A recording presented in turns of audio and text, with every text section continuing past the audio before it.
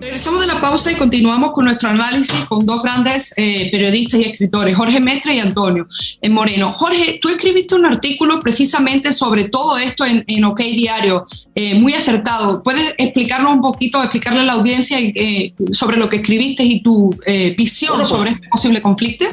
Sí, o sea, yo lo que escribí la semana pasada era un artículo precisamente un poco también lo que se está reflejando aquí esta noche, y es que desde que Biden está en la presidencia de los Estados Unidos, el mundo es más inseguro. Es un lugar más inhabitable de lo que era, pues con el presidente Trump. Antonio ya un poco ha apuntado en esa línea hace un momento. Estamos ahora focalizados en las tensiones entre Rusia y los Estados Unidos, pero no olvidemos que Corea del Norte este mes de enero anunció que posiblemente iniciará de nuevo con armas nucleares a lo largo de este año. Tampoco podemos olvidar la fatídica y desastrosa retirada de tropas y salida de Afganistán que provocó de los talibán al poder. En fin, y todo esto en cuestión de un año. Es que es alucinante, claro. Al final uno pierde la perspectiva y demás.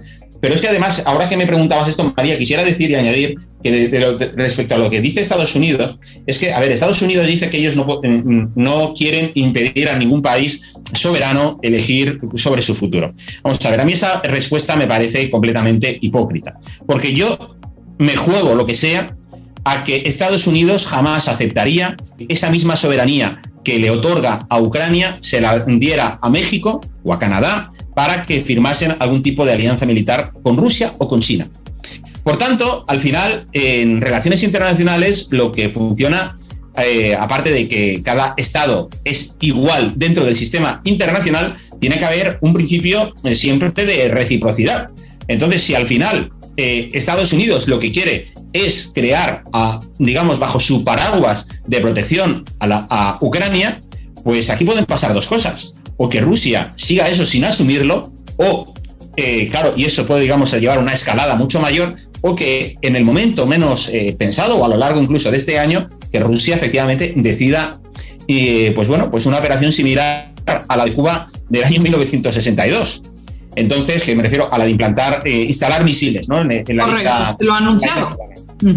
No, pero sí, pero sonó un poco como, ¿sabes?, a machada, ¿no? Es decir, pero que no nos lo tomemos a broma, que es que puede anunciar que hace eso. Fíjate que a mí Rusia, yo es un país al que respeto desde este punto de vista, no me gustan los amigos que tiene por el mundo, pero entiendo que al final, claro, si Rusia tiene amigos como Venezuela o Cuba o Irán o China, es porque Estados Unidos está favoreciendo ese grupo. O sea, Estados Unidos tiene que ver que si su principal adversario, ahí le doy la razón, es China, lo que no puede hacer es, porque se lo está poniendo, China está encantado, o sea, está encantada, porque Estados Unidos le está acercando solito Rusia a China. Y claro, Rusia al final pues va a buscar el cariño de China.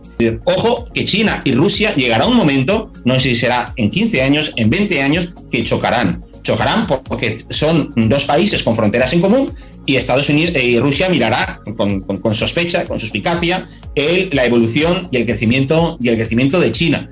¿Y qué está haciendo Estados Unidos? En lugar de aliarse, de traerse a su terreno a Rusia, o sea, para que veáis un poco la falta de capacidad estratégica de Estados Unidos, o sea, que le preocupa más lo de Ucrania que lo de China con Rusia, lo cual me parece, alucinante, ¿no?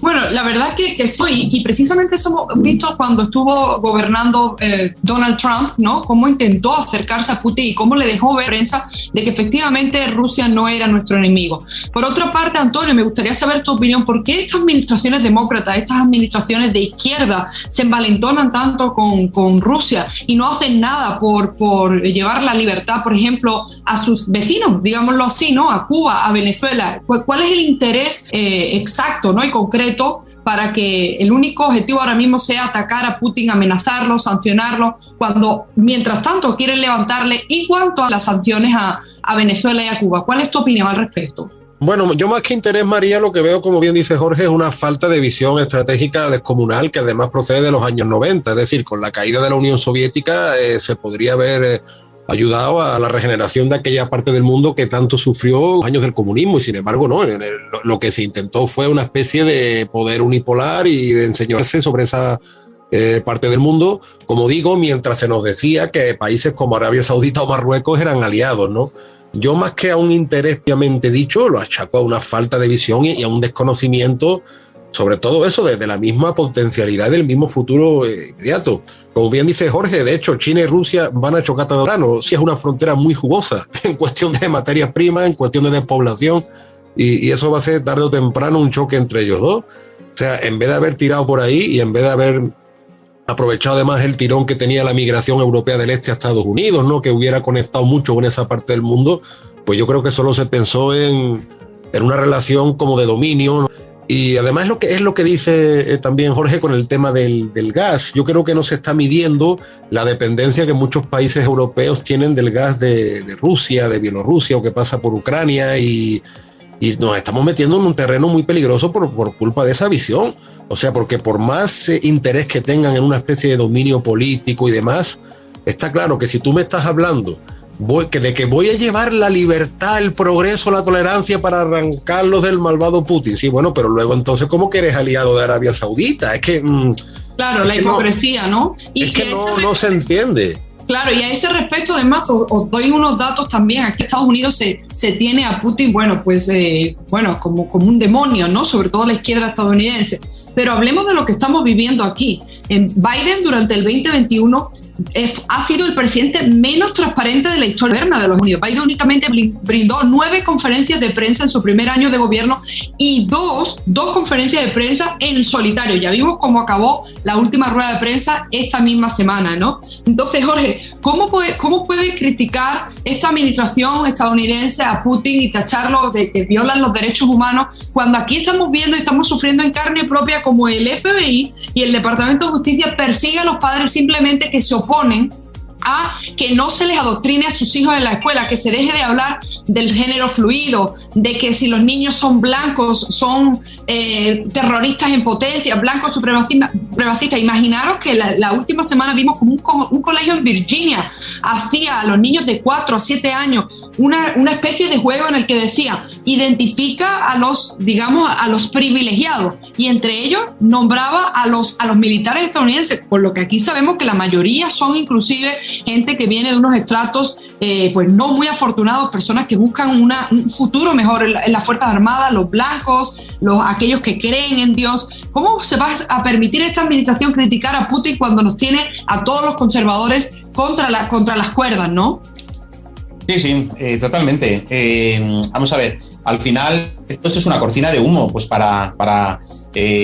imagino, para esconder su indolencia, su incompetencia, su incapacidad para hacer frente a crisis tan importantes, pues como la crisis del COVID, que hizo una serie de promesas y no las ha cumplido, todo el tema de la campaña de vacunación obligatoria que quiso imponer, y en fin, está, yo creo que tratando de prepararse de cara a esas elecciones de mitad de mandato del próximo noviembre y tratar a ellas, pues como el gran salvapatrias.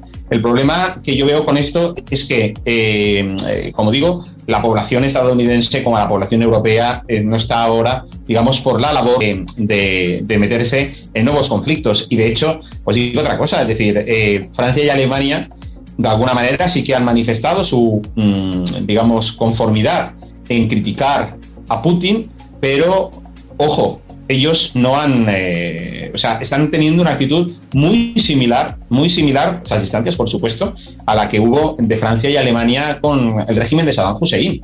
Recordad que, que estaban las armas de destrucción masiva, que luego no existían y se inició una guerra por parte de los Estados Unidos. Entonces, en este sentido, pues vemos unas actitudes muy similares. Es decir, un presidente de Estados Unidos que va desbocado, que dice que Rusia entra, que es inminente, que hay grandes probabilidades. Es decir, cada vez hemos pasado del ataque inminente de hace un mes a que ahora hay grandes probabilidades. O sea, meter el miedo en el cuerpo. Que lo cual parece irresponsabilidad, porque el otro día, la tensión que genera eso en la población ucraniana es tremenda. El otro día conocimos, que un soldado ucraniano, pues no sé qué tipo de ataque le dio, que se puso a disparar a gente de su propio bando, o sea, del propio ejército ucraniano, y mató a cinco compañeros y otros tantos heridos. Claro, increíble. Vamos a ir, Jorge, a nuestra última pausa, y al regreso vamos a tratar este tema e inclusive dos temas muy importantes, como es la visita del rey de España a Puerto Rico y la inauguración de la presidenta comunista de Honduras, Xiomara Castro. On Target con Willy Lora. Periodismo auténtico y objetivo. Ya regresamos.